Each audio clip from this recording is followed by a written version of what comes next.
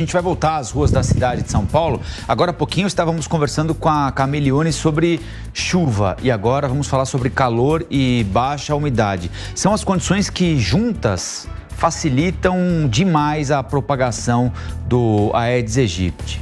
Chuva, depois a água fica empoçada em determinados recipientes, é o criadouro pro bichinho sair por aí picando, infectando todo mundo como nunca antes na história do país, hein?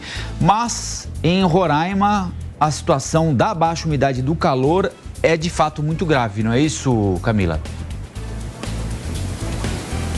Isso mesmo, Colombo. Mais cedo, né, a gente entrou falando aqui na Jovem Pan a respeito das chuvas aqui no estado de São Paulo. O Rodrigo Viga, lá no Rio de Janeiro, também trouxe o panorama por lá de muita chuva, mas na porção norte do país o cenário é completamente diferente, especialmente do norte do Amazonas para cima, e é o estado de Roraima, que faz divisa ali com a Venezuela, em que a situação está mais crítica. Nessa época, Colombo, a gente realmente já tem normalmente uma seca predominante na região, né, enquanto aqui no Sudeste a gente tem no meio do ano, né, entre os meses ali de maio até setembro, essas épocas mais secas, lá na porção norte do país é nessa época. Então, entre os meses de setembro e os meses de abril, meados do mês de abril, a gente tem essa época mais seca. Mas o que acontece? O El Niño teve um agravamento dessa situação. A gente falou bastante dele nesse último ano, né? Teve bastante chuva aqui na porção sul do país e no norte uma seca muito significativa. Então, Roraima está sofrendo com estiagem,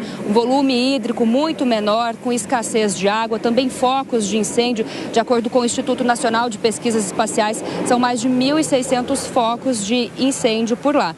Inclusive isso, né, todo esse cenário fez o governo adotar novas diretrizes. O governo se reuniu para traçar aí uma operação verão lá em Roraima para conseguir contornar todo este panorama, e uma das medidas é justamente aumentar a fiscalização com relação a esses incêndios ilegais. Então, o governo estará mais de olho, mais atento e vigilante com relação a isso.